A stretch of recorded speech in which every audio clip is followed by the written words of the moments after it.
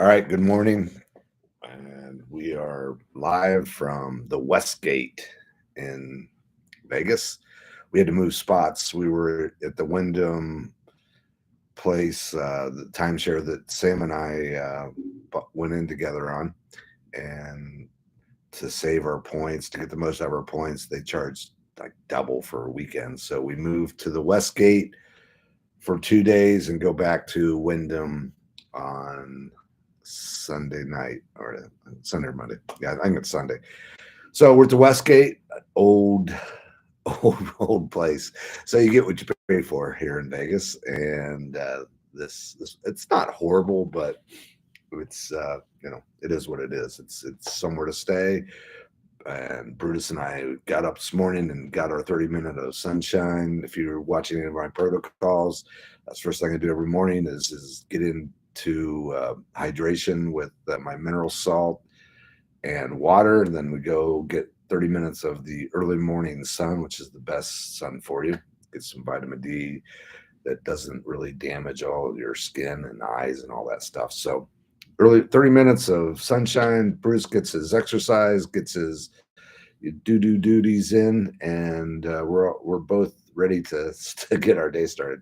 Got back and did uh, my supplements and my exercising, my in room exercising that has no you need no equipment for, and it's really great. And then I drink some hydrogen water there after that, so I get my more hydration after my exercises. And now I'm recapping of what transpired yesterday. Little gut punch and and the 5K high roller over at the WSOP, but it was super exciting to play.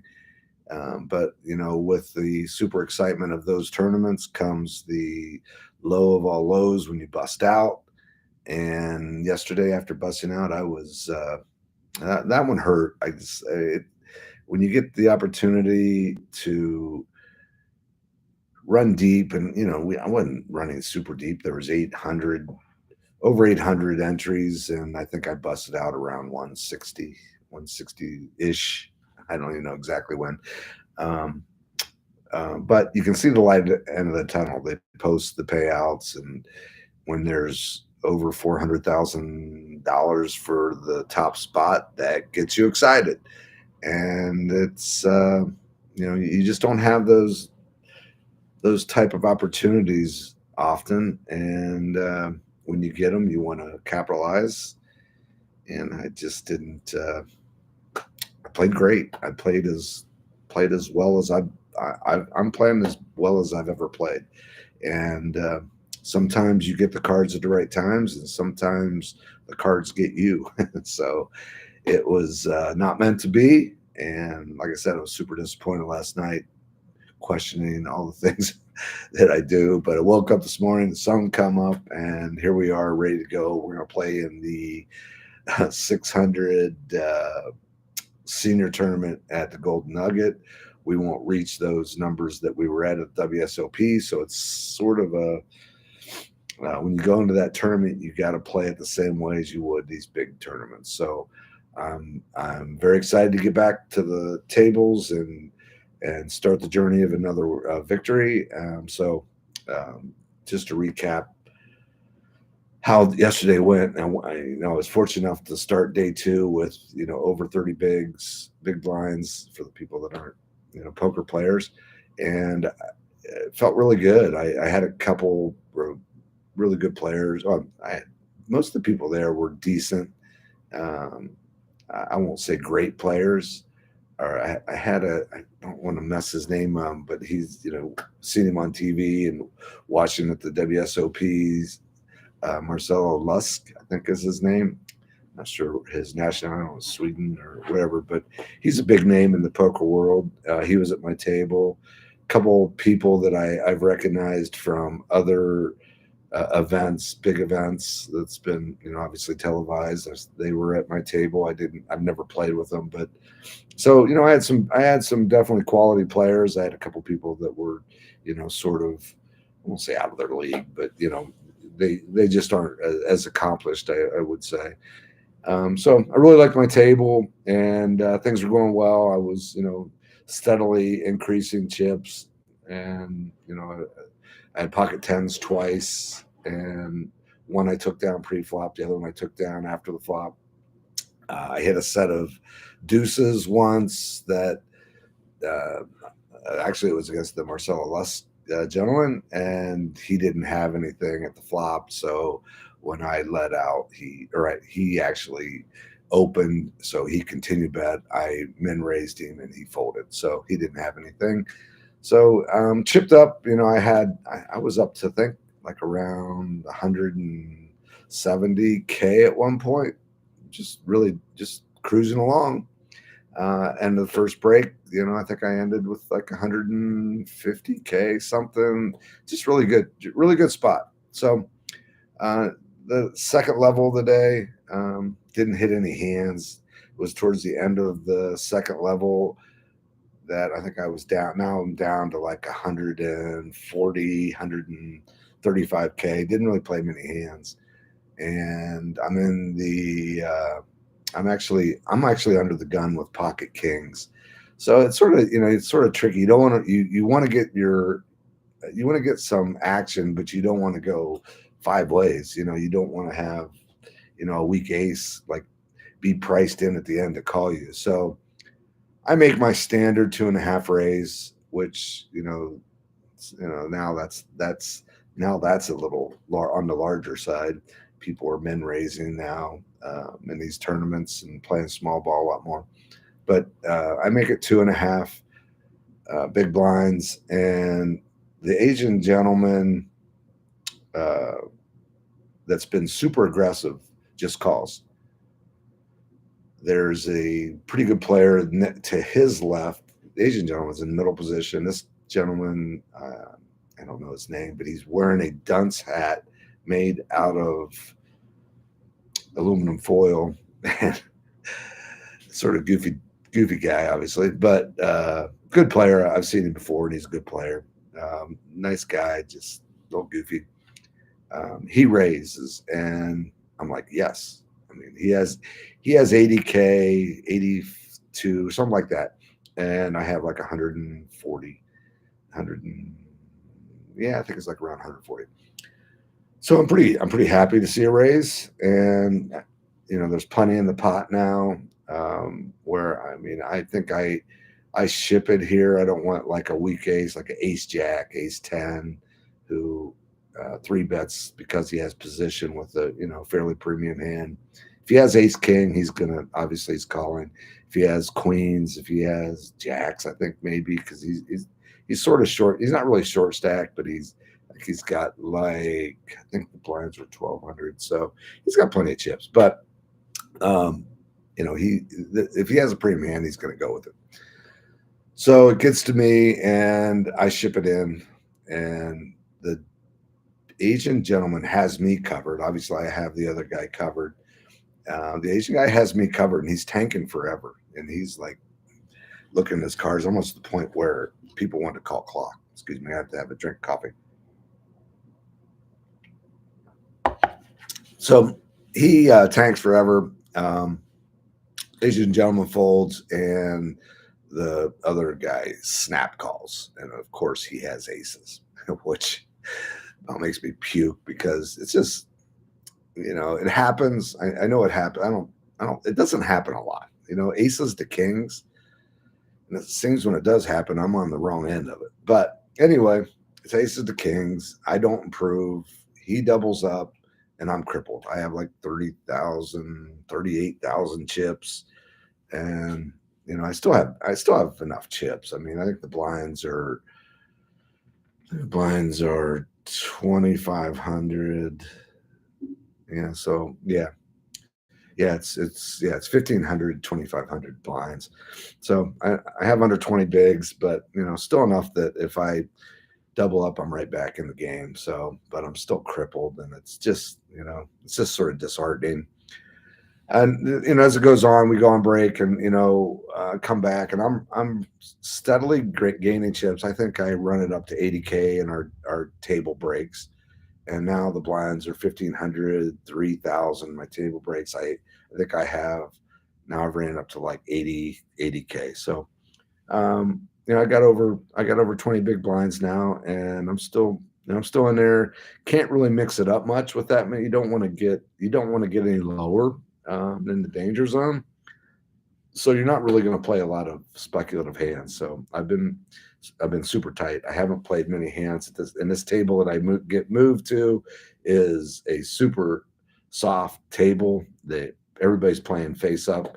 The guy to my right has, I think he had like 600,000 in chips. So I'm really happy to be at this table, and I immediately start chipping up. Um, I think I run my 80K stack up to about 130, and then I get a hand. I get Ace King, and I open. Guy three bets. I call, and it comes like a five high board, but I have a gut shot, and the guy puts me all in. Like I'm like, jeez. So obviously I fold, and he shows kings, and whatever. I lose, and so I lost a little bit there, and and then the table breaks, and I'm super pissed because I liked my table and my image is good. I'm tight, but I'm aggressive, so people are folding to. Anyway, I get moved again, and then I go to a table like there's not as many chips on the table. They're they're super stiff. I mean, people were just not talking. I could just tell this table just was not my kind of table. I immediately I immediately start trying to get conversation and no go. Guy to my left is super grouchy, not to my direct left, but the second left, and we'll hear more about him to come. Unfortunately, it's bad news, but I tried to get conversation with him, and he's just a grumpy old man. So anyway, I played for I don't know 7 orbits maybe. I only played like 3 hands. I did play the very first hand because it was the big blind with pocket nines and the button min raised. I came over the top and he folded pretty basic hand. He was trying to steal, and I won that very first hand, and I didn't play another hand for I'm not, and I don't think I'm exaggerating. I, I think 3 orbits. I didn't play a hand.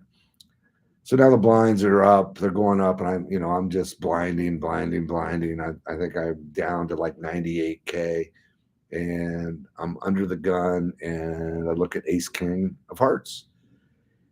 Blinds are 5K, 2,500 now, and I don't, I only have one option here. I'm just shipping it, and hope I can either take it down. I'm okay taking it down. Honestly, there's a lot of people who got to go around.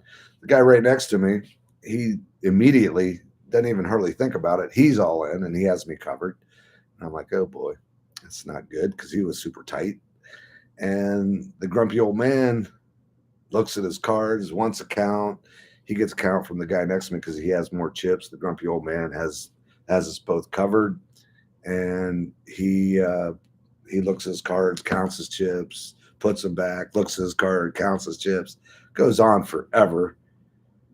I honestly, it was like almost 2 minutes, and I'm like, hey, I said, should we call clock? And he got super upset, and he's like, that's it, we're putting end to this, and calls, or he goes all in. I should say, he didn't call. He goes all in, and everybody folds. I roll over my Ace King. Guy to my left rolls over Ace King, and Grumpy Box rolls over Queens. So not a good position. Guy to my left has my outs.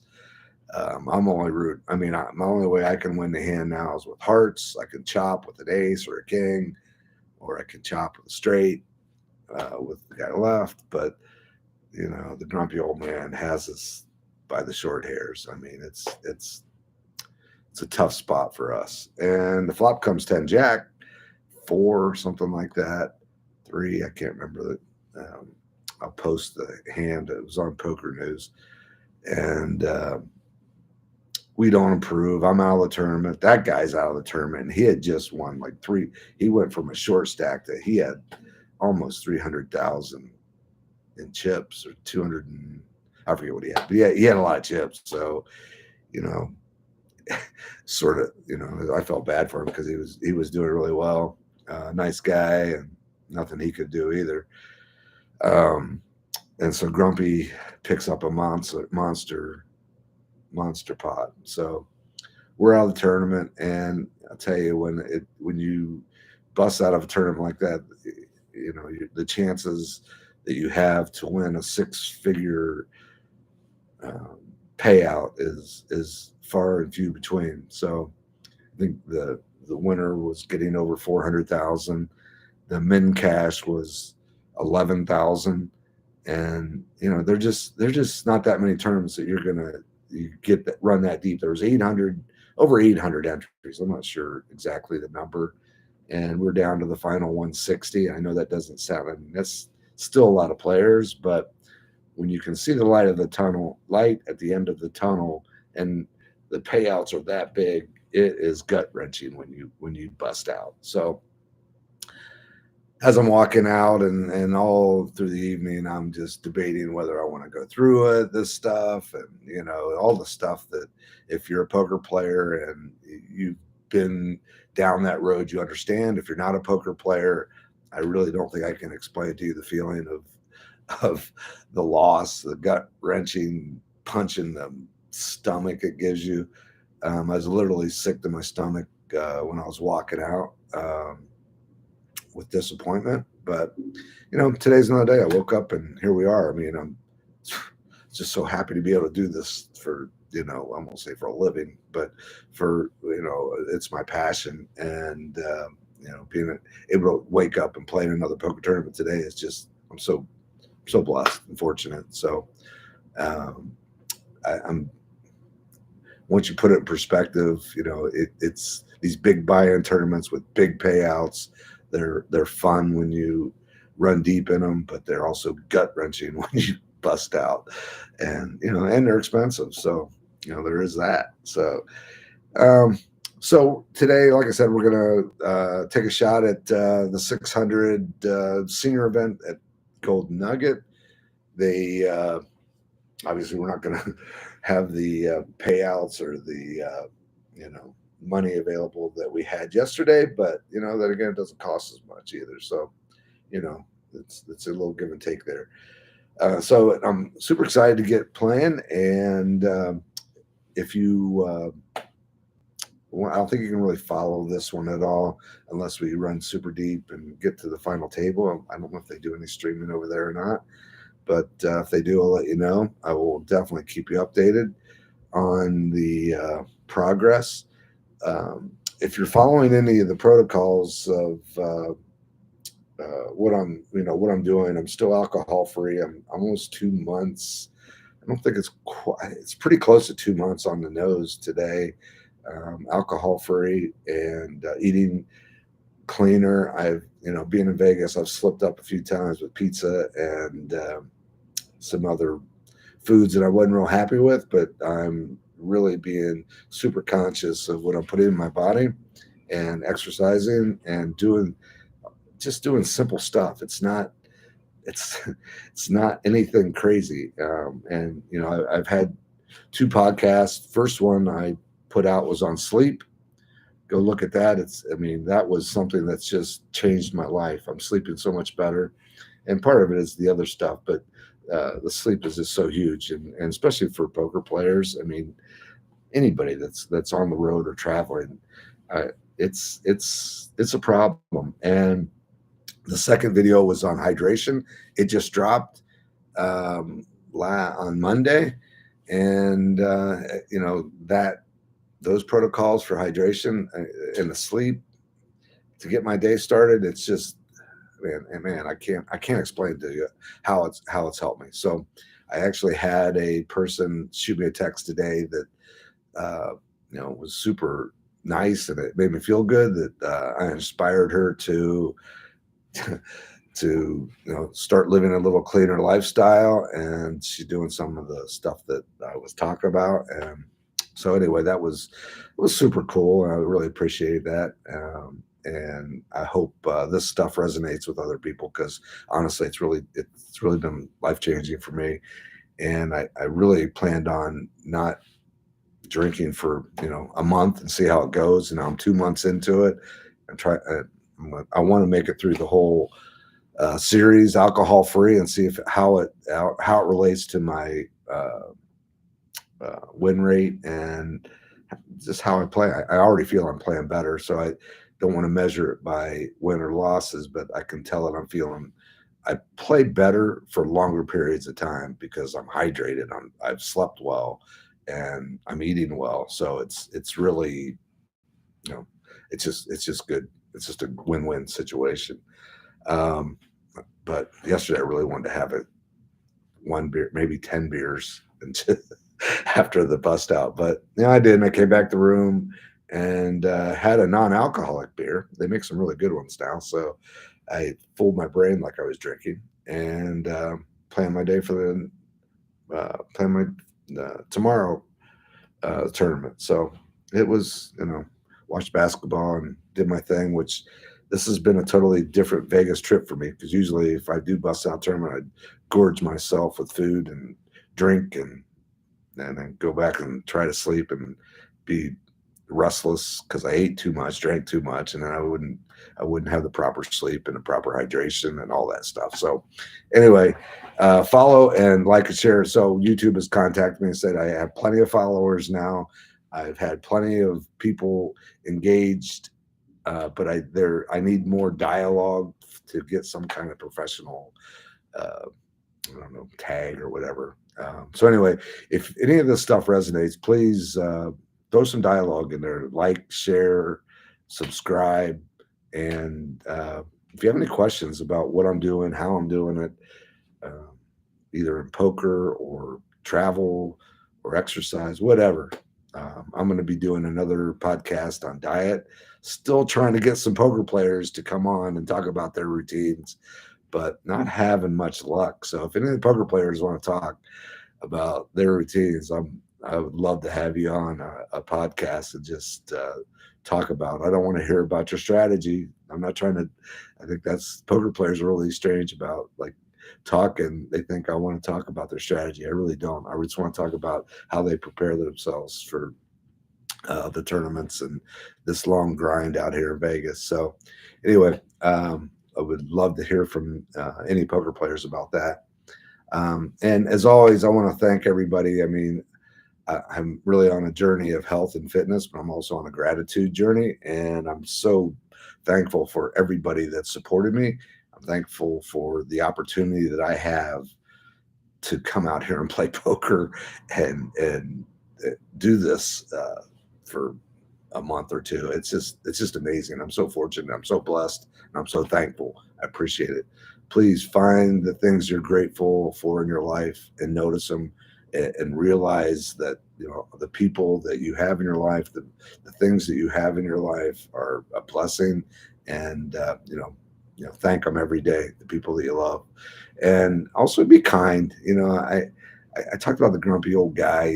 I just really wanted to like say something to him, like, come on, look how you're living here. You're so fortunate. Why are you so grumpy? And some people are just happy to be grumpy, I guess. I don't know, but please, look at the life you have and just be thankful and be kind to others. And if you can help someone out, please do. It's people out there. I know, especially in the poker world, it's a tough grind. So if you see someone struggling, shoot them like a smile. A smile could do wonders.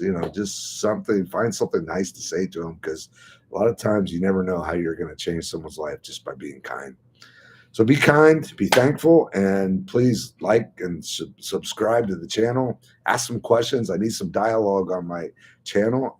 So I really appreciate y'all, and I hope you find your lifestyle and live it to the best of your abilities.